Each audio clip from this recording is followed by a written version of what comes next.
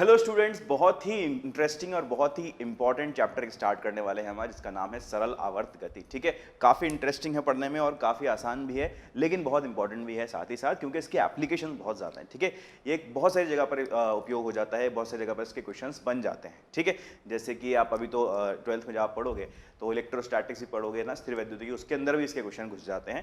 तो सरल आवर्त गति ऐसा क्वेश्चन, एक ऐसा टॉपिक है जो कि कॉम्पिटिटिव एग्जाम्स का फेवरेट होता है। क्यों? क्योंकि उसको कहीं पर भी घुसाया जा सकता है, जहां पर इसका रिक्वायरमेंट, जहां पर ये एप्लीकेबल हो रहा है वहां पर इसको लगाया जा सकता है। ठीक है, तो ऐसा टॉपिक तो हमें पढ़ना बहुत जरूरी है ना, ऐसा टॉपिक बहुत अच्छे से पढ़ना पड़ेगा हमें। तो इंपॉर्टेंट और बहुत ही आसान टॉपिक हम पढ़ने वाले हैं, जिसका नाम है सिंपल हार्मोनिक मोशन या सरल आवर्त गति। ठीक है, सरल आवर्त गति हम स्टार्ट करेंगे। तो टॉपिक लिख लेते हैं अपना, कर्तव्य निभाते हैं। और क्या है टॉपिक आज का? सरल आवर्त गति।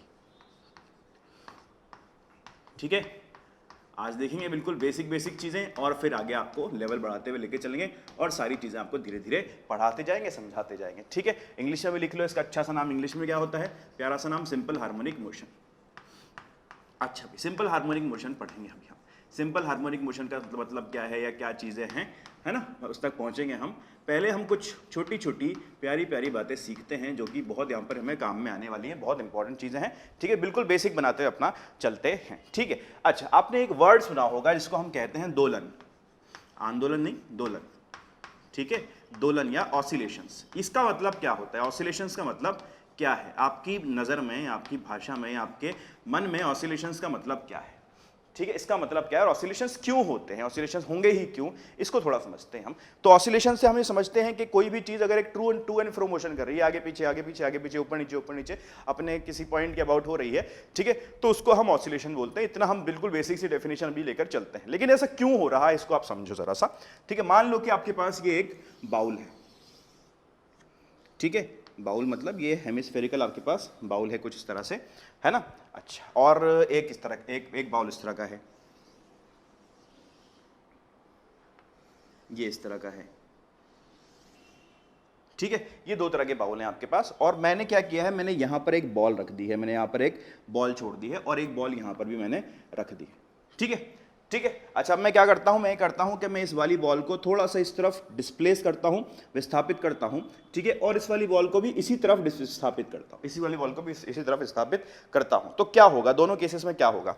तो आप देखोगे इस केस में बॉल जब विस्थापित होगी, इस तरफ विस्थापित होगी, ठीक है, तो इधर से वापस अपनी जगह पर आएगी, और क्योंकि इसके पास फिर इस पोजीशन पे काइनेटिक एनर्जी होगी तो आगे निकल जाएगी। ठीक है, ये इधर गई और वापस आते समय इसको जहां से शुरू हुई थी, अब इसके पास वहां पर गतिज ऊर्जा है, इसलिए आगे निकल जाएगी। ठीक है, आगे निकलेगी, एक पोजीशन तक जाएगी, आगे जहां तक जा सकती है वहां तक पहुंचेगी, फिर लौटेगी, फिर यहां पर गतिज ऊर्जा होगी, रुक नहीं पाएगी, ऐसे ऐसे ऐसे ऐसे ऐसे ऐसे ये टू एंड फ्रो ठीक है, आगे पीछे मोशन करती रहेगी। ठीक है, अच्छा, इसकी बात करते हैं। इसकी आपने बात किया, इसको जैसे ही आपने थोड़ा सा डिस्प्लेस किया तो ये क्या करेगी, ये बोलेगी कि नहीं, हमें तो अब वापस आना ही नहीं है, ये पूरी की पूरी नीचे जाकर गिर जाएगी। ऐसा क्यों हुआ, ये क्यों वापस नीचे आ रही है और ये वापस ऊपर क्यों नहीं आ रही है, इसको थोड़ा समझते हैं। ठीक है, तो इसका जो प्रिंसिपल है, इसका जो बेसिस है, वो ये है कि हर ऑब्जेक्ट दुनिया में, दुनिया की हर चीज, ठीक है, हर परिस्थिति में वो अपनी लीस्ट मिनिमम पोटेंशियल एनर्जी के फॉर्म में रहना चाहती है। ठीक है, उसके वो चाहता है, या मैं चाहूं या आप, जो भी ऑब्जेक्ट है दुनिया में, वो चाहता है कि उसकी जो पोटेंशियल एनर्जी हो वो न्यूनतम रहे, सबसे कम रहे। ठीक है, उसके अंदर जो पोटेंशियल एनर्जी है वो न्यूनतम रहे। अच्छा, अब वापस आ जाओ इसके ऊपर। अब यहां पर देखो, आपने जैसे ही इसको डिस्प्लेस किया, इसको डिस्प्लेस करने से क्या होगा, इसकी पोटेंशियल एनर्जी बढ़ गई, थोड़ा सा इसका ऊंचाई बढ़ गई ना। तो आप अगर यहां पे 0 मान लेते हो, तो जैसे ही थोड़ी सी इसकी ऊंचाई बढ़ी, ठीक है, तो ये क्या चाहेगा कि नहीं बाबा नहीं, ये हमें नहीं चाहिए, हमें जमेगा नहीं, हम वापस अपनी जगह पर जाएंगे जहां पर लीस्ट पोटेंशियल एनर्जी है। तो इसने कोशिश करी वापस आने की, लेकिन हालांकि वो कोशिश नाकाम हुई, क्योंकि इसके पर यहां पर आते आते गतिज ऊर्जा भी आ गई, तो ये वापस निकल जाएगा, वापस इस पोजीशन में पहुंचेगा, कहेगा ना बाबा ना, हमें यहां पर नहीं रहना। ठीक है, हम वापस जाएंगे, तो वापस अपनी पोजीशन पे जाने का प्रयास करेगा। ठीक है, तो क्योंकि ये वाली पोजीशन न्यूनतम स्थितिज ऊर्जा की पोजीशन है, न्यूनतम स्थितिज ऊर्जा की पोजीशन है, ठीक है, इसलिए यहां पर ये आने का प्रयास करेगा। ठीक है, इसलिए यहां पर आने का प्रयास करेगा। आई बात समझ में? ठीक है, वहां यही अगर इसी की बात करें, सिमिलरली इसकी हम बात करें, ठीक है, तो इसके पास जो एनर्जी है, अगर आप कंपेयर करते हो, तो ये नीचे वाली एनर्जी कम होगी, ठीक है, नीचे दो रेफरेंस लाइन बनाई है मैंने, इस रेफरेंस लाइन पे देखो तो आपकी इसकी एनर्जी ज्यादा होगी, इस रेफरेंस लाइन की एनर्जी कम होगी, ठीक है, पोटेंशियल एनर्जी की बात कर रहा हूं। तो आप देखोगे कि ये वाली जो बॉल है ये चाहेगी नहीं कि ज्यादा पोटेंशियल एनर्जी में रहे, ये अपनी कम पोटेंशियल एनर्जी में जाने की प्रयास करेगी और नीचे गिर जाएगी, ठीक है। तो हमारे लिए क्या इंपॉर्टेंट चीज हो गई, हमारे लिए इंपॉर्टेंट चीज हो गई कि जब भी स्टेबल इक्विलिब्रियम होगा, जब भी कहीं स्टेबल इक्विलिब्रियम होगा तो वहां पर दोलन हो सकते हैं, वहां पर दोलन होंगे, ये हम कह सकते हैं, ठीक है, ये हम कह सकते हैं। तो दोलन को आप क्या कहोगे भाई, दोलन क्या कहोगे आप, दोलन को आप कह सकते हो कि अपनी तो ऐसे थोड़ा अच्छी लैंग्वेज में लिख लें, अपनी अपनी नहीं लिखते, न्यूनतम स्थितिज ऊर्जा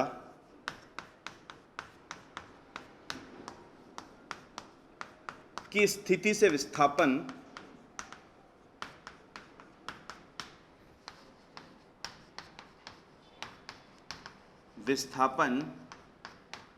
की परिस्थिति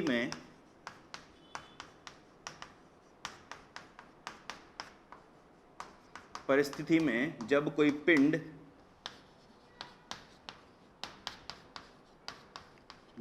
पिंड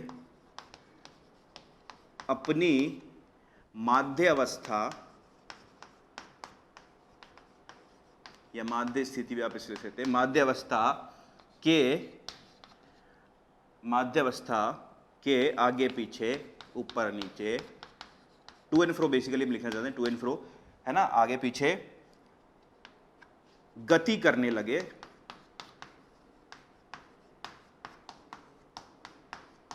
तो इसे क्या कहेंगे, इसे दोलन कहेंगे, इसे क्या कहेंगे, दोलन कहेंगे साहब, ठीक है। ये क्या होते हैं, ये दोलन होते हैं। मतलब हमें ये समझ में आया कि अगर किसी पिंड को, किसी वस्तु को हम उसकी साम्य अवस्था से, उसकी इक्विलिब्रियम पोजीशन से, ये इक्विलिब्रियम पोजीशन हुई थी, बनाया था हमने स्फीयर, है ना, वो इक्विलिब्रियम पोजीशन थी, इक्विलिब्रियम पोजीशन से उसको आप अगर डिस्प्लेस कर देते हो तो वो अपनी मीन पोजीशन से, मतलब जहां पर उसकी काइनेटिक एनर्जी, जहां पर उसकी पोटेंशियल एनर्जी 0 हुई थी, उस पोजीशन के आगे पीछे टू एंड फ्रो मोशन करने लगेगा। और इस मोशन को हम क्या कहेंगे, इस मोशन को कहेंगे हम ऑसिलेशंस, इस मोशन को हम क्या कहेंगे, ऑसिलेशंस। ये बात हमें समझ में आनी चाहिए बात साहब, है ना। तो ये बात आपको समझ में आई तो अच्छा, चलो ये अगर आपको ऑसिलेशन समझ में आ गए हैं कि ऑसिलेशंस क्या होते हैं, तो एक टर्म और होता है, उसको भी हम समझने का प्रयास करते हैं, जिसको हम कहते हैं पीरियोडिक मोशन या आवर्त गति।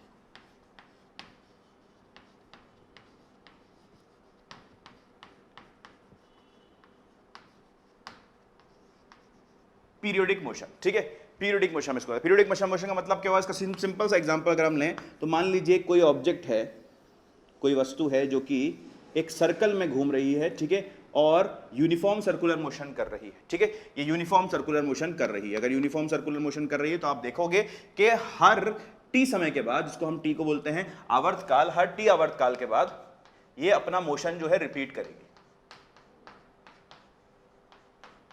टी आवर्तकाल के बाद ये अपना मोशन जो है रिपीट करेगी। कैसे करेगी देखें जरा, अगर मान लेते हैं इसका जो रेडियस है वो r के बराबर है, ठीक है, और इसकी जो वेग है वो v के बराबर है, इसका जो वेग है वो किसके बराबर है, वो v के बराबर है। तो हम यहाँ से क्या कह सकते हैं, हम यहाँ से कह सकते हैं कि इसका जो ओमेगा होगा, या पहले हम डायरेक्टली अगर इसका टाइम निकालते हैं तो टाइम कितना होगा 2πr, इसको 2πr चलना है कितने में, v में, कितने में, v में। और हम क्या जानते हैं, हम जानते हैं ये r/v जो होगा ये ओमेगा के बराबर, ये v/r इसको नीचे ले जाओ तो ये कितना हो जाएगा, टाइम जो होगा वो 2π/ω के बराबर हो जाएगा, टाइम जो होगा वो 2π/ω के बराबर हो जाएगा। कितना हो जाएगा, 2π/ω के बराबर हमारे यहाँ पर टाइम मिल जाएगा। यहाँ पर ओमेगा क्या है, ओमेगा है आपकी एंगुलर वेलोसिटी, कोणीय चाल, वेग, एंगुलर वेलोसिटी, कोणीय वेग, ठीक है। ये छोटी छोटी चीजें हम समझते हुए चल रहे हैं, ठीक है। अच्छा चलिए देखिए, आपका जो दोलन हो रहा था, यहाँ पे जो ऑसिलेशंस हो रहे थे, क्या वो पीरियोडिक थे, मतलब क्या अपना जो अपना गति है क्या उसको रिपीट कर रहे थे किसी एक समय के बाद। देखो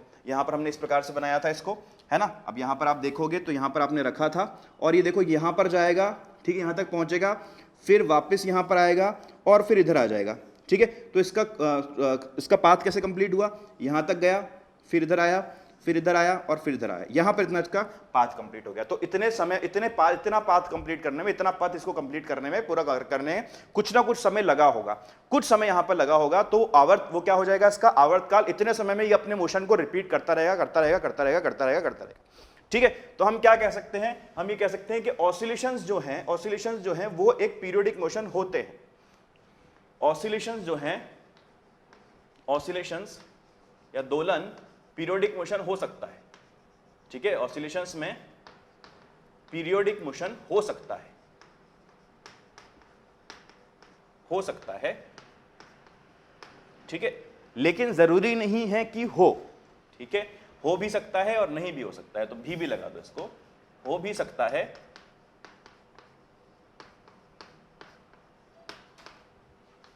और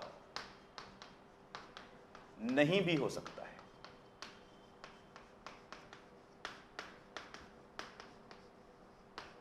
हो भी सकता है और नहीं भी हो सकता है। ठीक है, वहीं अगर पीरियोडिक मोशन की बात करूं, तो ये पीरियोडिक मोशन था।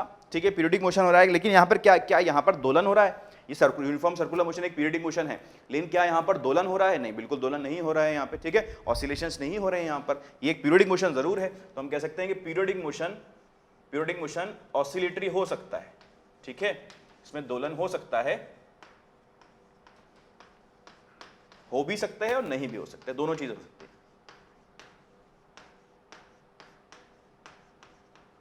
हो भी सकते हैं और नहीं भी हो सकते हैं।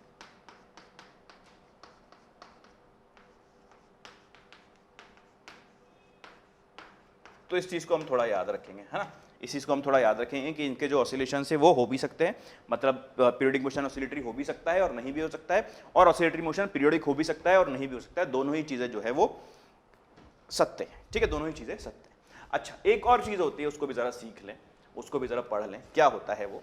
आपने नाम सुना होगा वाइब्रेशंस का। किसका? वाइब्रेशंस का आपने नाम सुना होगा, वाइब्रेशंस या फिर कंपन। ठीक है, कंपन का आपने नाम सुना होगा। कंपन क्या होता है? क्या कंपन में जो पार्टिकल होता है या फिर जो भी चीज कंपन कर रही है, जो भी वस्तु कंपन कर रही है, वो अपने ऐसे ऐसे ऐसे ऐसे ऐसे ऐसे ऐसे ऐसे ऐसे ऐसे ऐसे वाइब्रेट हो रही होती है। ठीक है, तो उसको हम समझते हैं थोड़ा सा, उसको क्या कहते हैं? कंपन या वाइब्रेशंस।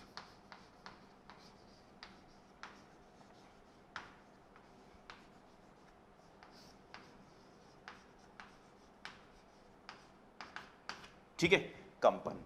तो देखो भाई, क्या होता है, क्या होता है, क्या होता है, क्या होता है। अब ये क्या होगा, आप देखोगे यहां पर कोई भी ऑब्जेक्ट जो है, ठीक है, ये ऑब्जेक्ट मान लीजिए, ये वस्तु मैंने ली है, ये अपनी माध्य अवस्था के अबाउट इधर उधर इधर उधर टू एंड फ्रो बहुत जल्दी जल्दी, बहुत तेज तेज, बहुत तेज तेज, बहुत तेज तेज, बहुत तेज तेज, ये ऐसे ऐसे ऐसे ऐसे ऐसे ऐसे ऐसे मोशन करेगी। ठीक है, तो जब हमारे पास, जब, ठीक है, इसका एम्पलीट्यूड कम हो, आयाम कम हो, आयाम मतलब, आयाम भी समझ लेते हैं, आयाम कम हो और आवृत्ति ज्यादा हो, आवृत्ति अधिक हो, बहुत ज्यादा हो। ठीक है, तो ऐसे ऑसिलेशंस को, ऐसे दोलन को हम क्या कहते हैं?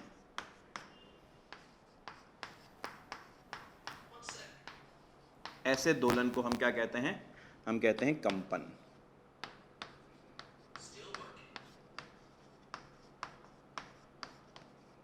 ऐसे दोलन को हम क्या कहते हैं? कंपन कहते हैं। ठीक है, ऐसे दोलन को हम कंपन कहते हैं। चलिए, आई बात समझ में? तो आयाम समझ रहे थे हम, आयाम समझ रहे थे। ठीक है, आपने देखा कि कंपन हो रहा है, कैसे हो रहा है? मान लीजिए कि यहां से एक पोजीशन, यहां पर था पार्टिकल, आपने उसको थोड़ा सा डिस्प्लेस कर दिया। ठीक है, आपने उसको थोड़ा सा डिस्प्लेस कर दिया, बहुत छोटा है, लेकिन मैं आपको बड़ा करके दिखा रहा हूं। ठीक है, तो आप क्या बोलोगे? ये इसकी एक्सट्रीम पोजीशन है, मतलब ये अधिकतम जितना दूर जा सकता है वो इसकी एक्सट्रीम पोजीशन है। ठीक है, ये इसकी मीन पोजीशन है, ये मीन पोजीशन है, ये माध्य अवस्था है जहां पे न्यूनतम, ठीक है, मिनिमम पोटेंशियल एनर्जी, न्यूनतम पोटेंशियल एनर्जी।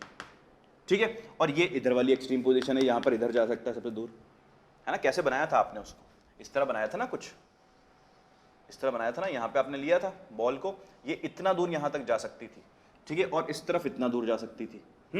तो ये जो जा रही है इधर दूर, तो आप देखो ये इसकी माध्य अवस्था हो गई, मेन पोजीशन हो गई, और ये क्या हो गई? ये इसकी एक्सट्रीम पोजीशन हो गई, ये भी क्या हो गई? ये इसकी एक्सट्रीम पोजीशन हो गई। ठीक है, आती है बात समझ में? तो मीन पोजीशन और किसी एक्सट्रीम पोजीशन के बीच का जो दूरी है उसको हम बोलते हैं एम्पलीट्यूड या फिर आयाम। क्या बोलते हैं? एम्पलीट्यूड या फिर आयाम। ठीक है। तो कंपन में आप देखो, ये कंपन में आयाम कम होगा, मतलब बहुत छोटा एम्पलीट्यूड होगा। ऐसे नहीं कि इधर गया फिर इधर आया फिर उधर चला गया फिर ऐसे ऐसे ऐसे ऐसे ऐसे ऐसे घूम रहा, नहीं, ऐसे ऐसे बहुत छोटा आयाम इसके अंदर होगा। ठीक है। दूसरी बात क्या है, दूसरी बात इसकी जो आवृत्ति होगी, जो फ्रीक्वेंसी होगी वो अधिक हो। ठीक है। आप देख सकते हो कि जिसको एक मोशन कंप्लीट करने में बहुत कम समय लग रहा है, अगर कम समय इसमें कम लग रहा है तो इसकी आवृत्ति जो है वो ज्यादा होनी चाहिए। क्यों? क्योंकि हम कहते हैं कि फ्रीक्वेंसी जो होती है वो क्या होती है, फ्रीक्वेंसी जो होती है वो क्या होती है, 1/t। ठीक है, 1/t। ठीक है। और हम कह सकते हैं कि 1/t का वैल्यू कितना हो गया, ओमेगा बाय 2 ओमेगा बाय 2 तो ओमेगा की वैल्यू यहां से कितनी आ गई, 2πf। एक काम का फॉर्मूला, ओमेगा की वैल्यू कितनी आ गई, 2πf। ठीक है, आई बात समझ में। अच्छा, ओमेगा यहां पर क्या होता है, ओमेगा होता है आपका एंगुलर वेलोसिटी। यहां पर हम इसको एक और नाम दे देते हैं। ठीक है, मतलब दोनों का बराबर ही है लेकिन नाम हमने यहां पर दूसरा दे दिया है। ठीक है, इसको हम बोल देते हैं एंगुलर फ्रीक्वेंसी, एंगुलर फ्रीक्वेंसी, कोणीय आवृत्ति। ठीक है, और एफ क्या है आपके पास, एफ आपकी फ्रीक्वेंसी है। आई बात समझ में। ठीक है, इस तरह से हम इन चीजों को रिलेट करते हैं। अच्छा भाई, इतनी सारी बातें कर ली, अभी तक हमने यहाँ पर कोई एसएचएम की बात नहीं की कि एसएचएम क्या होता है। ठीक है, ये सब देख लिया हमने, एसएचएम एसएचएम पर बात ही नहीं कर रहे, हम पढ़ एसएचएम रहे हैं, है ना। तो देखो फिर एसएचएम की बात की जाए आपसे, आ जाओ एसएचएम की बात करते हैं अब हम। तो समझते हैं भाई, है ना। आप कैसे समझेंगे, डायरेक्टली तो हम आएंगे नहीं आपको लेकर यहाँ पर, ना ऐसे बता देंगे, डेफिनेशन बता देंगे ऐसा होता है ऐसा होता है वैसा होता है वैसा होता है, रट लिया आपने, वो मैं चाहता भी नहीं हूँ कि आपके साथ हो या आप वो करो, है ना। तो देखते हैं भाई, हमने जो सबसे पहले फिगर बनाया था उसी के ऊपर चलते हैं, उसी के ऊपर चलते हैं। क्या बनाया था हमने, ये देखो, ये हमारे पास एक था, क्या था, ये कटोरी थी हमारे पास, है ना। इस कटोरी में, और ठीक है, इस तरह से कुछ था। अच्छा, हम यहाँ पर एक बॉल हमने यहाँ पर थी और इसको हमने डिस्प्लेस कर दिया, थोड़ा सा उसको ज़्यादा डिस्प्लेस कर देते हैं, थोड़ा ज़्यादा पोजीशन हम ले लेते हैं ताकि हमें अच्छे समझ में। ऐसे इस तरह से हमने इसको डिस्प्लेस किया तो ऐसे खट खट खट खट खट खट कैसे मोशन करने लगा। ठीक है। अच्छा, अब ये ऐसे मोशन कर रहा है तो आप देख सकते हो, आप देख सकते हो, आप देख सकते हो कि ये हो गई इसकी मीन पोजिशन। ठीक है, और ये हो गई इसकी एक्सट्रीम पोजिशन, और ये भी हो गई इसकी एक्सट्रीम पोजिशन। ठीक है, इस एक्सट्रीम पोजिशन पर काइनेटिक एनर्जी कितनी है, 0 है। ठीक है, इस एक्सट्रीम पोजीशन पे काइनेटिक एनर्जी कितनी है, 0 है, बिल्कुल 0 है ना। ये आपकी एक्सट्रीम पोजीशन हो गई, ये मीन पोजीशन हो गई, जहां पर आपकी, जहां पर क्या है, जहां पर आपका साम्य अवस्था है। ठीक है, स्थायी साम्य अवस्था है। कौन सी है, स्थायी साम्य अवस्था,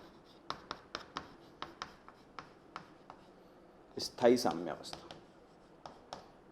ठीक है, स्टेबल इक्विलिब्रियम पोजीशन है ये, स्टेबल इक्विलिब्रियम।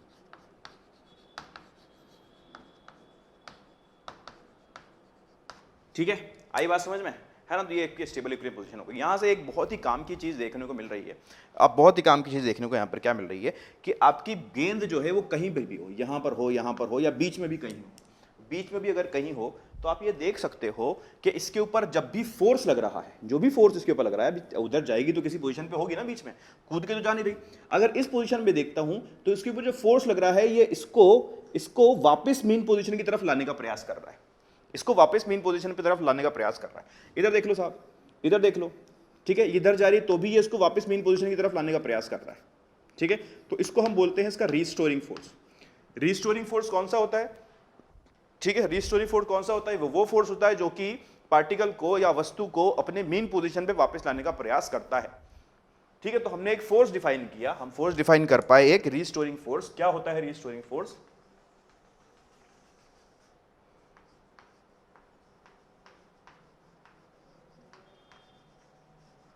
रीस्टोरिंग फोर्स क्या होता है, ठीक है, वह बल जो वस्तु को, ठीक है, मीन पोजीशन, अब माध्यावस्था लिख रहा हूं, मीन पोजीशन की तरफ लाने का प्रयास करता है, लाने का प्रयास करता है, हमेशा मीन पोजीशन पे लाने का प्रयास करेगा। तो लग किधर रहा है, ये लग किधर रहा है, ये हमेशा मीन पोजीशन की तरफ लगेगा। तो आप लिख सकते हो कि इसकी दिशा हमेशा मीन पोजीशन की तरफ होगी, इसकी दिशा सदैव मीन पोजीशन की तरफ होगी। हाँ क्या ना, इसकी दिशा सदैव ही मीन पोजीशन की तरफ होगी। बहुत ही काम की बात है ना। अब बार बार वो बनाना थोड़ा सा मेरे को अजीब सा लग रहा है, इसको हम थोड़ा सा सिंपल वे में समझते हैं, थोड़ा सा आसान वे में समझते हैं, जो कि हमें समझ में आए, है ना, अच्छे समझ में आए। तो हम क्या करते हैं, जब भी हम शो करते हैं ऑसिलेटरी मोशन को, तो हम कुछ इस प्रकार से शो करने का प्रयास करेंगे, है ना। वही चीज हम इस यहां पर है समझेंगे, वही चीज हम यहां पर है समझेंगे। देखो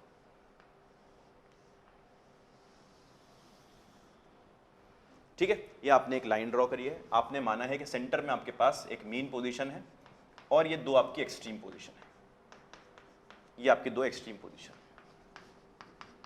ठीक है भाई, आती है बात समझ में। मीन पोजीशन एक्सट्रीम पोजीशन आपके पास आ गया। अब मीन पोजीशन क्या हुई, मीन पोजीशन स्थायी साम्यावस्था वाली पोजीशन है, ठीक है, वही चीज आ गई ना, स्थायी साम्यावस्था। ये क्या है आपकी, यहां पर काइनेटिक एनर्जी आपकी शून्य है, यहां पर भी काइनेटिक एनर्जी आपकी शून्य है। आई बात समझ में, काइनेटिक एनर्जी क्या है, यहां पर भी शून्य है और यहां पर भी शून्य है, दोनों जगह पर काइनेटिक एनर्जी शून्य शून्य है, दोनों एक्सट्रीम पोजीशन पर, है ना। अच्छा, अब हम बात करते हैं, मान लीजिए कोई ब्लॉक है यहाँ पर, और वो ब्लॉक जो है वो क्या कर रहा है, वो ब्लॉक जो है वो ऑसिलेशन कर रहा है, दोलन कर रहा है, ठीक है। अच्छा, अगर मान लेते हैं कि ब्लॉक जो है वो कुछ इस तरफ जा रहा है, वो कुछ इस तरफ जा रहा है ना, तो उसके ऊपर इसका जो वेलोसिटी का, जो वेग की दिशा है कुछ इधर हो जाएगी, उधर जा रहा है तो वेग की दिशा इधर हुई ना, तो इसके ऊपर जो फोर्स लग रहा होगा, ठीक है, जो रिस्टोरिंग फोर्स लग रहा होगा वो कुछ इस तरफ आ रहा होगा। इधर देख लो भाई, अगर ब्लॉक जो है आपका इस तरफ जा रहा है, इस तरफ जा रहा है, ठीक है, तो इस पे जो रिस्टोरिंग फोर्स लग रहा होगा वो इस तरफ लग रहा होगा। कहने का मतलब यह है कि रिस्टोरिंग फोर्स जो होगा वो हमेशा ही मीन पोजीशन की तरफ लग रहा होगा।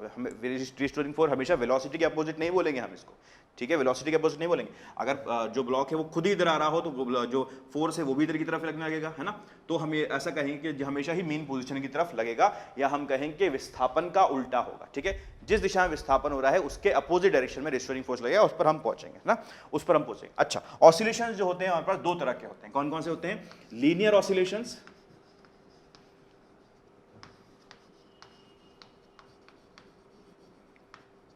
ठीक है, जिसको हम आसान भाषा में दोलन ही सिर्फ बोल देते हैं, अगर इसको बोलना चाहो तो रेखीय दोलन आप बोल सकते हो कभी कभी,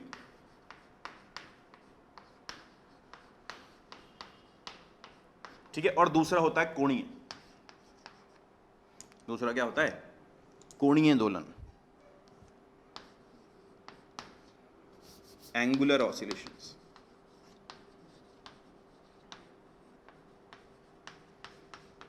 एंगुलर ऑसिलेशंस, ठीक है।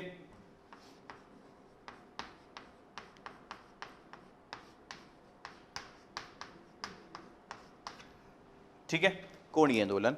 अच्छा, यहां पर मैं थोड़ा सा ये लिखना भूल गया, यहां पर जो आपका रिस्टोरिंग फोर्स होगा वो भी जीरो के बराबर होगा, और जो टॉर्क हो वो भी जीरो के बराबर होगा। यहां पे हम सिर्फ लिख लेते हैं फोर्स जो है वो जीरो के बराबर है, ठीक है, टॉर्क जीरो के बराबर है। अच्छा, कोणीय अगर हम बनाते हैं तो कोणीय आपका सिंपल सा एग्जांपल आप जानते हो किसका, सिंपल पेंडुलम का, ठीक है। सिंपल पेंडुलम किसका एग्जांपल है, सिंपल पेंडुलम का एग्जांपल है आपके पास कोणीय दोलन या एंगुलर ऑसिलेशंस का, ठीक है। इस तरह से ये बनाएंगे,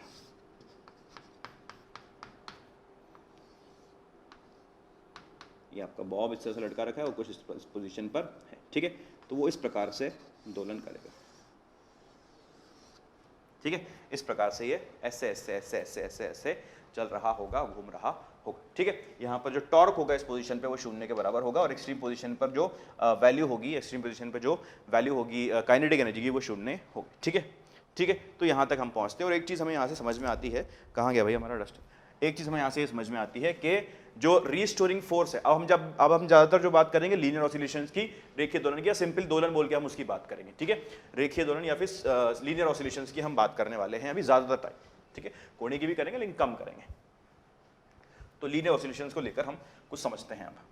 अच्छा, क्या समझ में आया अभी हमें यहाँ से, अभी हमें यहाँ से यह समझ में आया है कि जो आपका रीस्टोरिंग फोर्स है वो कैसे लग रहा है, वो कैसे लग रहा है, वो मीन पोजीशन की तरफ लग रहा है,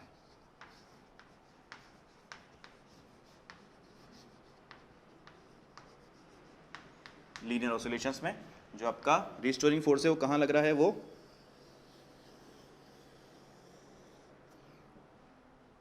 कतई सीधी नहीं लाइन,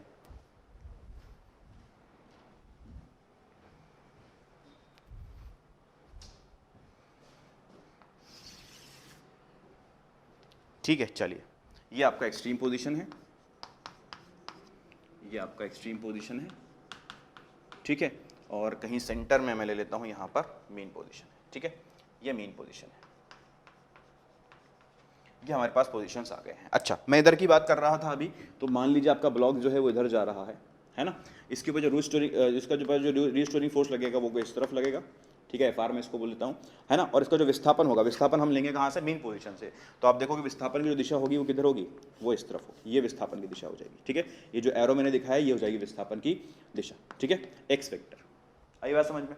अच्छा, इधर आ जाओ, इधर आ जाओ, इधर बना लो, यहाँ देखो, अगर आपका ब्लॉक इधर है, ठीक है, और वो कहीं भी इसके ऊपर जो फोर्स लग रहा है वो इस तरफ जा रहा है, ठीक है, दोनों तरफ किधर भी जा सकता है, इधर से उधर किधर भी जा सकता है, हम सिर्फ विस्थापन की बात करेंगे। अभी जो मीन पोजीशन विस्थापन है कि उस तरफ है, ये विस्थापन अब इधर हो जाएगा, ठीक है, आप देखोगे कि जो डिस्टेंस, जो डायरेक्शन है रीस्टोरिंग फोर्स और एक्स का वो अलग अलग है, वो बिल्कुल अपोजिट है, और ये हमेशा सही रहेगा, ये हमेशा सत्य रहेगा कि रीस्टोरिंग फोर्स और विस्थापन के बीच में जो डायरेक्शन है वो हमेशा अपोजिट होगा, ठीक है, रीस्टोरिंग फोर्स और एक्स के बीच में डायरेक्शन है वो हमेशा अपोजिट रहेगा, ठीक है। तो एक कंडीशन हमारे पास क्या आ गई ऑसिलेशंस में, इस ऑसिलेशन में हमारे पास क्या कंडीशन आ गई कि एफ आर और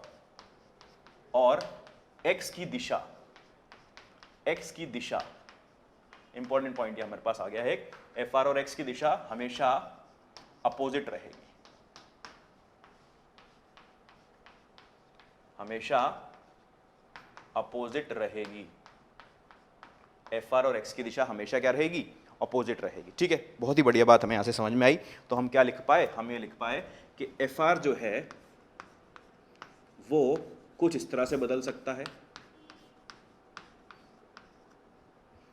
ठीक है, एफ आर जो है वो किस तरह से बदल सकता है, एफ आर जो है वो कुछ इस तरह से बदल सकता है, एफ आर जो है वो कुछ इस तरह से बदल सकता है, ठीक है, ठीक है, ठीक है। इन तीनों ही चीज में आपको इन तीनों ही केस में आपको देखने को मिल रहा है कि जब आप x की वैल्यू कुछ भी रखोगे तो एफ आर का जो मान है वो x की दिशा के अपोजिट ही आएगा, ठीक है। ये कुछ एग्जांपल मैंने लिए हैं, जिसमें आपको बताना चाह रहा हूं कि जो एफ आर है वो ऑसिलेशंस में जो एफ आर है वो x की दिशा के अपोजिट होता है। तो इन तीनों ही एग्जाम्पल में ऐसा हो रहा है, x की कुछ भी आप वैल्यू रखो इन तीनों के अंदर, यहां पर आप कुछ भी वैल्यू रखोगे आप, तो एफ आर की जो दिशा आएगी वो हमेशा ही x के अपोजिट आएगी, ठीक है। वहीं लेकिन अगर मुझसे बोला जाए कि आप मैथमेटिकली आप इस मोशन को डिफाइन करो, तो मैथमेटिकली आप इस मोशन को डिफाइन करना चाहो तो आप लिखो कि f इक्वल्स टू माइनस के एक्स स्क्वायर, ठीक है। तो ये ऑसिलेशंस होंगे कि नहीं होंगे, ठीक है, ये ऑसिलेटरी मोशन होगा कि नहीं होगा, इसके अंदर ऑसिलेशंस हो रहे होंगे कि नहीं हो रहे होंगे। तो आप देखोगे कि अगर आप x को माइनस रखते हो, ठीक है, नेगेटिव मान लीजिए मैंने -1 रखा, ठीक है, और x को मैंने +1 रखा,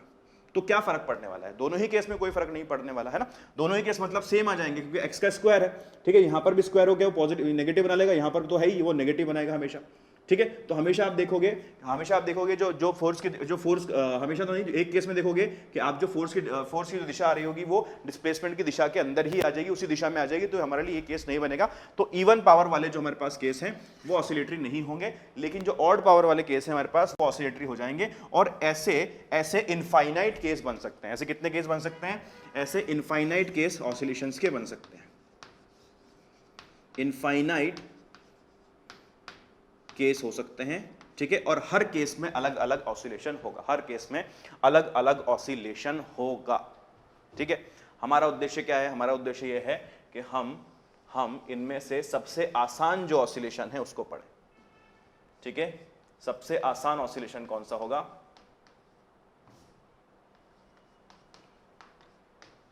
सबसे आसान रिलेशन क्या हो सकता है, जो कि मैंने यहां पर नहीं लिखा है, वो हो सकता है f इक्वल्स टू माइनस के एक्स, ठीक है, f इक्वल्स टू माइनस के x, F R equals to minus के x, restoring force equals to minus के एक्स। आती है बात समझ में?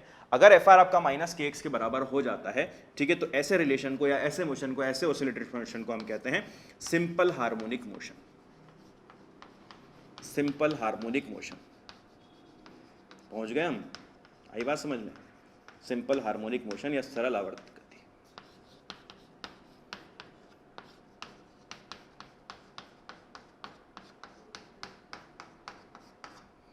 ये है पूरा का पूरा सार कि हमने जो अभी तक समझा है, जो पढ़ा है। अगर एफ आर जो है माइनस के एक्स के फॉर्म में आपके पास आ रहा है, रिस्टोरिंग फोर्स आपके पास माइनस के एक्स फॉर्म में है, तो इस मोशन को, ऐसे मोशन को हम एसएचएम या सरल आवर्त गति या सिंपल हार्मोनिक मोशन के नाम से पुकारेंगे। क्यों? क्योंकि ये इन सभी में सबसे आसान मोशन है। आप देखो, आपको अगर बोल दिया जाता है कि बताइए कि ये एक्स क्यूब वाला मोशन पढ़ें, ठीक है, तो मुश्किल हो जाता है, एक्स की पावर 5 वाला पढ़ें, एक्स की पावर 7 वाला पढ़ें, बहुत मुश्किल हो जाता है हमारे लिए। तो हमें क्या दिया गया, हमसे हमें सबसे आसान वाला मोशन दिया गया है जिसमें f is equal to minus के एक्स के रूप में बदल रहा है। ठीक है, तो इसको हम पढ़ेंगे अच्छे से, देखते हैं, अभी आगे चलते हैं, है ना। अच्छा, हमारे पास ये आ गया f माइनस के एक्स, और ये हमने किसके लिए निकाला है, हमने लीनियर के लिए निकाला है, लीनियर के लिए निकाला है। अगर हम बात करते हैं एंगुलर की या कोणीय की बात करते हैं, तो हमारे पास जो fr होगा वो किसके फॉर्म में आ जाएगा, माइनस के थीटा, नहीं सॉरी फोर्स नहीं आएगा वहां पे, टॉर्क हो जाएगा हमारे पास, टॉर्क जो रिस्टोरिंग टॉर्क होगा वो किसके फॉर्म में आ जाएगा, माइनस के थीटा के टर्म्स में आ जाएगा। ठीक है, इस पर चर्चा करेंगे, अभी पहले आप इतना डाइजेस्ट कर लें, फिर हम आगे चलते हैं।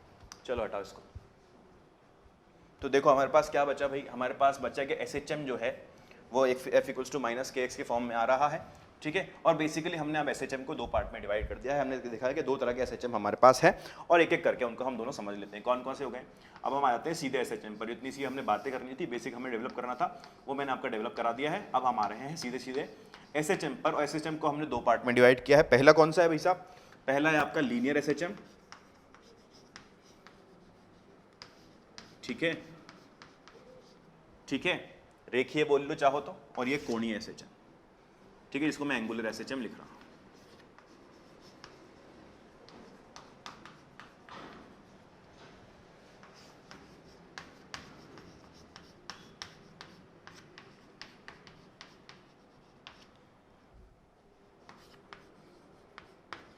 अब SHM को SHM बोलेंगे, है ना, सरल आवर्त गति बार बार ना बोलेंगे, ना सिंपल हार्मोनिक मोशन बार बार बोलेंगे। ठीक है, दो तरह के मोशन आपके पास आ गए, है ना। अब इसके अंदर क्या मिला, मुझे लग रहा है जगह कम पड़ेगी, देखते हैं। चलो, इसके अंदर में क्या मिला कि FR जो है वो किसके बराबर है, माइनस के एक्स के बराबर है। ठीक है, और FR क्या होता है भाई, कोई भी फोर्स अगर किसी बॉडी पे लग रहा है तो उसका मास और उसके एक्सेलरेशन को मल्टीप्लाई कर लो। क्या यही आपके पास वो होता है, FR होता है। ये किसके बराबर कह दिया है यहाँ पे, माइनस के एक्स के बराबर दिया है। ठीक है, वेक्टर लगा लो। ठीक है, अगर हम कहें तो MA is equals to minus के एक्स के बराबर हमारे पास है। ठीक है, अच्छा, ए को मैं क्या लिख सकता हूँ, ए को मैं लिख सकता हूँ minus k by M into x. ठीक है, इसको मैं एंगुलर SHM को हटा रहा हूँ, बाद में लिख लूँगा, है ना, जगह मुझे कम पड़ रही है। बेसिकली हमें समझना है कि दो पार्ट में हमने डिवाइड किया है। ए की वैल्यू हमारे पास आ गई माइनस के बाय एम इंटू एक्स। ठीक है, अच्छा, एक्सेलरेशन को क्या लिखा जा सकता है, अगर पोजीशन के टर्म्स में आप एक्सेलरेशन को लिखना चाहो तो क्या लिख सकते हो, d2x बटे dt2, d2x बटे dt2, ये आपके पास आ गया माइनस के बाय एम इंटू एक्स। कैसे आया समझना चाहिए आपको। ठीक है, ठीक है, अगर आपके पास x है, ठीक है, एक बार डिफरेंशिएट करो इसको तो क्या मिलेगा, वेलोसिटी, दूसरी बार डिफरेंशिएट करोगे तो क्या मिलेगा, एक्सेलरेशन। वही यहाँ पे किया, अगर दो बार मैं डिफरेंशिएट कर दूं x को, या a को मैं किसके टर्म्स में लिख सकता हूँ, x में, तो x के टर्म्स में, तो d2x अपॉन dt2 में इसको लिखना चाहूंगा, है ना, या फिर लिखूंगा। तो d2x upon dt2 is equals plus, अगर इसको इधर ले आते हैं हम, तो plus k by M into x equal to 0। ये हमारे पास एक इक्वेशन बन जाएगी, ये हमारे पास एक इक्वेशन बन जाएगी। ठीक है, ठीक है, अब ये हमसे सॉल्व ना हो पाएगी, क्यों, क्योंकि हम इसको चाहते ही नहीं सॉल्व करना, क्योंकि हमारे कोर्स में नहीं है, मैथ्स में भी नहीं पढ़ा जाती हमें। इसको हम कहते हैं second order differential equation, second order differential equation,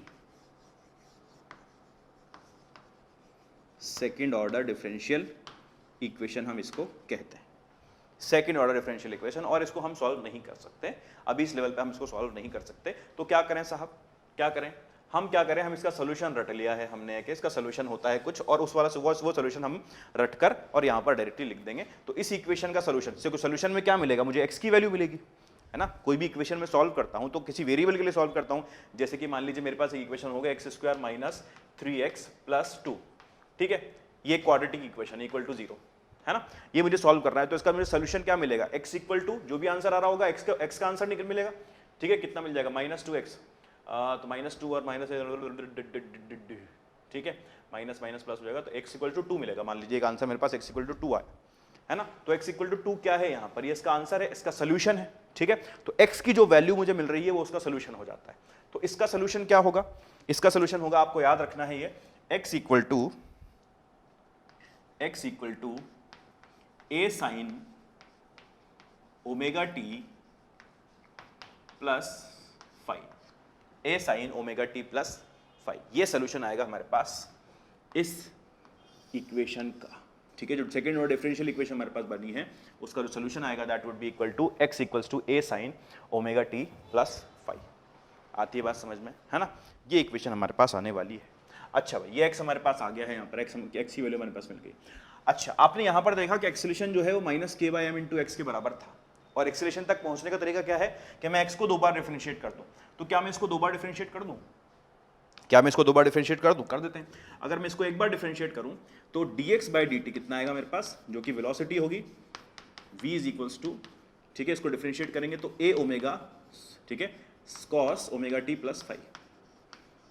अब डिफरेंशिएशन ना सिखाना पड़े मुझे आपको ना, आपको आना चाहिए डिफरेंशिएशन कैसे किया, फिर बता देता हूँ। ए किया, ये तो कांस्टेंट है, इसको छोड़ा, साइन का डिफरेंशिएशन किया cos, ठीक है, अंदर जाओगे ओमेगा टी को डिफरेंशिएट करोगे तो ओमेगा एक बाहर मिलेगा आपको, ठीक है, ओमेगा टी और फाई का तो डिफरेंशिएशन 0 हो जाएगा, चेन रूल लगा किया है ना, ये हमारे पास मिला। अच्छा, इसको एक बार और डिफरेंशिएट करो तो dA2x बटे dt2 कितना मिलेगा, ये हो जाएगा आपके पास a, जो कि a omega square minus a omega square sine omega T plus 5 के बराबर।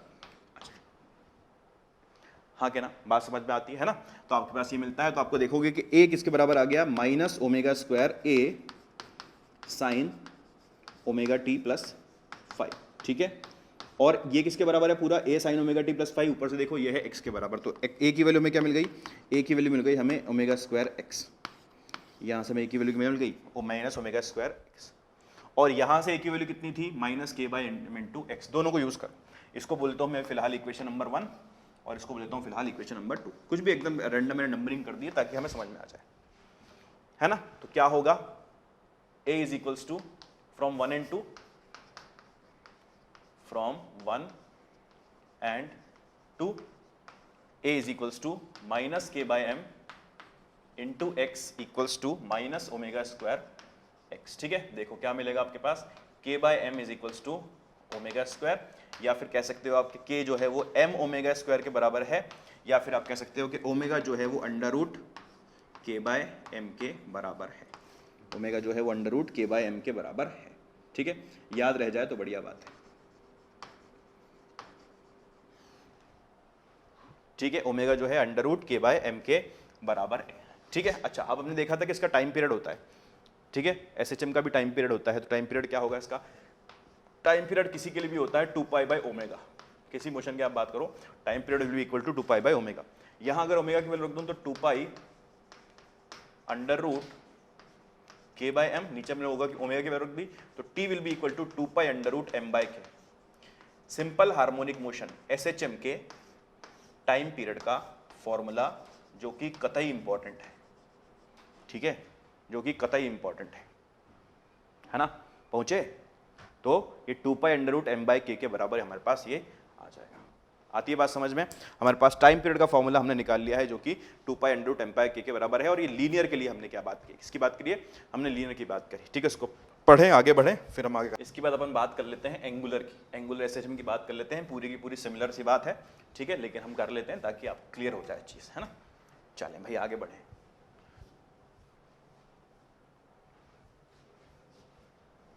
एंगुलर एसएचएम की बात कर लेते हैं, कोणीय एसएचएम की बात।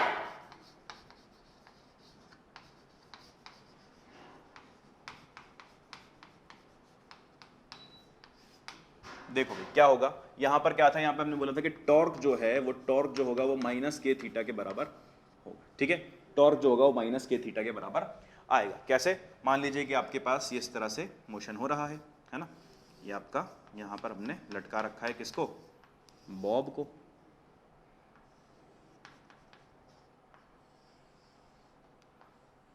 और ये इसकी एक्सट्रीम पोजीशन पर है जो कि किसी थीटा नॉट वैल्यू पर है। एक्सट्रीम पोजीशन कहां पर आ रही है इसकी, थीटा नॉट वैल्यू पर आ रही है। अगर इसमें बीच में किसी भी थीटा के लिए बात करता हूं तो किसी भी थीटा के लिए ये फॉर्मूला हमने लिखा है, ठीक है, किसी भी थीटा के बीच में बात करता हूं तो ये फॉर्मूला हमने लिखा है कि जो रिस्टोरिंग टॉर्क होगा वो माइनस के थीटा के बराबर आएगा, जो रिस्टोरिंग टॉर्क होगा वो माइनस के थीटा के बराबर आएगा, है ना। अच्छा, अब रिस्टोरिंग टॉर्क को कैसे लिखा जा सकता है भाई, रिस्टोरिंग टॉर्क को आप लिख सकते हो I into alpha, I into alpha, moment of inertia into alpha, और ये किसके बराबर है, माइनस के थीटा के बराबर है ना। तो एल्फा कितना आएगा हमारे पास, minus k by I into theta. Alpha को मैं क्या लिख सकता हूं, d2 थीटा बटे dt2 equals to minus k by I into theta, ठीक है। इसको अल्फा को मैं क्या लिख सकता हूँ, d2 थीटा अपॉन dt2 लिख सकता हूँ। अच्छा, तो सेकंड ऑर्डर डिफरेंशियल इक्वेशन बनेगी मेरे पास, जो इसकी वैल्यू क्या होगी, d2 theta upon dt2 plus k by I into theta equals to 0। ये एक सेकंड ऑर्डर डिफरेंशियल इक्वेशन बनी, जिसको हम सॉल्व अभी इस पोजीशन में नहीं कर सकते हैं, तो हम इसका सोल्यूशन याद करते हैं और सोल्यूशन याद करके हम उसका सोल्यूशन डायरेक्टली लिख देते हैं। तो क्या इसका सोल्यूशन आएगा, देखो जरा, theta is equals to theta nought, यहाँ पे इसका आयाम क्या हो गया, थीटा नॉट, हम इसका आयाम हो गया, जहां पर जो पहले ए था वो यहाँ पर थीटा नॉट से हम रिप्रेजेंट करते हैं, is equals to sine theta, sorry sine omega T plus 5, theta equals theta nought sine omega T plus 5। ठीक है, ये ओमेगा टी प्लस 5 सोचना मत क्या है, अभी आगे हम डिस्कस करेंगे इसको, अभी आप सिर्फ ये देखो कितना आ रहा है। ठीक है, अच्छा मेरे पास ये इसका सोल्यूशन आ गया, theta equals to theta nought sine omega T plus 5, ये हमारे पास आ गया है ना।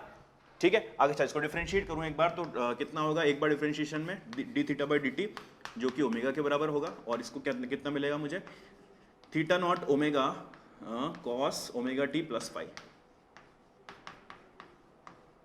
ठीक है, अच्छा एक बार और डिफरेंशिएट करूं, D two theta upon D T two, ये किसके बराबर होगा, अल्फा, और ये कितना हो जाएगा, minus theta nought omega O square sine omega T plus 5। ठीक है, तो मुझे क्या मिला, मुझे मिला alpha is equals to minus theta nought minus omega square theta nought sine omega T plus 5। ठीक है, तो आप देख सकते हो कि theta nought sine omega T plus 5 जो है उसकी वैल्यू किसके बराबर है, उसकी वैल्यू थीटा के बराबर है। तो अल्फा किसके बराबर आ गया, अल्फा आ गया माइनस ओमेगा स्क्वायर थीटा के बराबर, ये वैल्यू हमारे पास आ गई। ठीक है, इसको क्या बोला हमने, इक्वेशन नंबर 2, और ये थी हमारी इक्वेशन नंबर 1। ठीक है, 1 और 2 को कंपेयर करो, फ्रॉम 1 एंड 2, फ्रॉम 1 एंड 2, पहली और दूसरी इक्वेशन से देखें तो हमें क्या मिलेगा, हमें मिलेगा माइनस के बाय आई थीटा बराबर माइनस ओमेगा स्क्वायर थीटा। ठीक है, काट पीट दो, तो के बाय आई किसके बराबर आ गया, ओमेगा के बराबर है, के किसके बराबर, ओमेगा किसके बराबर आ गया, ओमेगा आपके पास आ गया यहाँ से रूट के बाय आई के बराबर,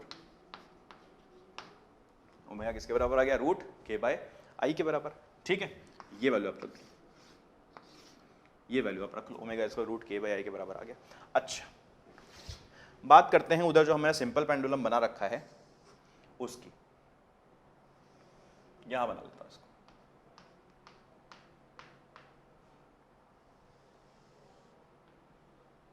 ये आपका बॉब और ये, ठीक है, इस तरह से है ना। अच्छा किसी भी थीटा एंगल में हम बात करें कितनी थीटा एंगल पर है, अच्छा थीटा एंगल की बात करता हूं तो इसकी एफबीडी बनाता हूं, तो ये mg इस पर लग रहा होगा, mg के दो कंपोनेंट हो गए, इधर mg साइन थीटा, उधर mg cos theta, mg cos theta में नहीं बना रहा हूं। ठीक है, मुझे सिर्फ ये देखना है, मुझे सिर्फ ये देखना चाह रहा हूं कि इसके वो जो रिस्टोरिंग फोर्स लग रहा है वो किधर लग रहा है, जो कि मीन पोजीशन की तरफ है, और वो कौन सा है, वो है mg sine theta, mg sine theta, mg sine theta, इसके ऊपर रिस्टोरिंग फोर्स लग रहा है। ठीक है, ये बात समझ में आती है, और आप जानते हो कि जो रिस्टोरिंग टॉर्क होगा, जो रिस्टोरिंग टॉर्क होगा वो आई अल्फा के बराबर होगा, आई अल्फा के बराबर रिस्टोरिंग टॉर्क आपके पास आने वाला है। ठीक है, और रिस्टोरिंग टॉर्क किसके बराबर होगा, restoring torque will be equals to mg sin theta force into दूरी which is equals to l, है ना।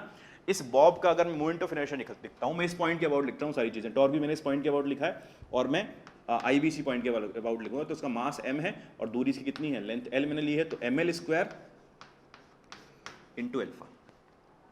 ठीक है, मुझे यहां से अल्फा कितना मिल जाएगा, alpha will be equal to mg l sine theta upon ml square, m से m कटा, ये l से l गया आपका। ठीक है, तो ये हो जाएगा आपका g sign theta upon l के बराबर। अगर बहुत छोटे थीटा की बात करता हूँ, बहुत छोटे थीटा की बात करता हूँ, मतलब बहुत कम एंगल्स हम ले रहे हैं, ठीक है, तो उसके लिए मैं कह सकता हूँ कि अल्फा जो होगा वो जी थीटा अपॉन एल के बराबर होगा। क्यों, साइन थीटा किसके बराबर होगा, थीटा के बराबर हो जाएगा छोटे एंगल्स के लिए, sine theta will be equal to theta for small angles. ठीक है, हम बात कर रहे हैं स्मॉल एंगल्स की, यहाँ लिख लो फॉर स्मॉल एंगल,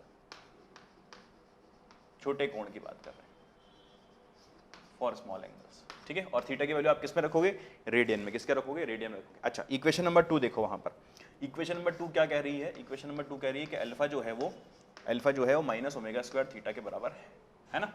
अच्छा यहाँ से भी माइनस का साइन एक लगा दो, क्योंकि रिस्टोरिंग है तो माइनस साइन हम लेके चलेंगे तो बढ़िया रहेगा, है ना, माइनस अल्फा, और यहाँ पर ही माइनस का साइन आपके पास आ जाएगा। तो अल्फा की वैल्यू में रखता हूँ यहाँ पे, तो g theta upon L is equals to minus omega square theta. ठीक है, माइनस से माइनस गया, थीटा से थीटा गया, ओमेगा की वैल्यू जो आ गई मेरे पास वो आ गई रूट जी बाय एल। ठीक है, ठीक है। टाइम पीरियड की अगर बात करता हूं तो time period will be equal to 2 pi under root, अच्छा यहाँ पे लिखा नहीं क्या हमने, टाइम पीरियड देखो, टाइम पीरियड कितना हो जाएगा 2 pi under root omega, 2 pi by omega, तो t is equals to 2 pi under root I by K, ठीक है। ये फॉर्मूला होता है, ये तो हमारा जनरल फॉर्मूला आ गया एंगुलर का। टाइम पीरियड कितना होता है 2 पाई बाय ओमेगा, तो 2 पाई बाय ओमेगा की वैल्यू रखो तो आप, ये हो जाएगा 2 pi under root L by g. ये फॉर्मूला आपने पढ़ा होगा time period of a simple pendulum में, ठीक है, देखा होगा, बहुत फेमस फॉर्मूला, ठीक है। तो टी की वैल्यू क्या आ गई हमारे पास 2 pi under root L by g, और ये किसके लिए आई है हमारे पास, सिंपल पेंडुलम के लिए। अगर एंगुलर एसएम की हम बात करते हैं तो उसके टाइम पीरियड की value 2 pi under root I by K के बराबर है, ठीक है। वो एक सिंपल पेंडुलम के लिए हमारे पास फॉर्मूला आया है, ठीक है। तो आज हमने बेसिक्स की चर्चा करी है एसएचएम के ऊपर, लीनियर एसएचएम और एंगुलर एसएचएम, पहुंचे हम एसएचएम तक, है ना। हमने देखा स्टार्टिंग में ऑसिलेशंस क्या होते हैं, then vibrations, then periodic motion, इन सब चीज़ों के बारे में चर्चा करी। देन धीरे करते करते करते करते हम समझ में आया कि एसएचएम होता क्या है आखिर, है ना क्या। और फिर हमने एसएचएम देखा, एसएचएम की चर्चाएं करी, अंदर जो थोड़ा सा अंदर उसके जो बेसिक्स थे उनको देखा, ठीक है। अच्छा, मैंने आपसे कहा कि ओमेगा टी प्लस पाई जो है इसकी आपको टेंशन अभी लेनी नहीं है, क्यों, क्योंकि इसकी टेंशन आपको नेक्स्ट क्लास में लेनी है ना। अगली क्लास में हम ओमेगा टी प्लस पाई, जिसको हम फेज कहते हैं, इसके ऊपर चर्चा करेंगे, और इसको कैसे समझना है, कैसे पढ़ना है, ठीक है, इसको कैसे टैकल करना है, वो अगली क्लास में हम सीखने वाले हैं, ठीक है। तो आज की क्लास यहीं खत्म करते हैं, इतना ही, है ना, आज के लिए।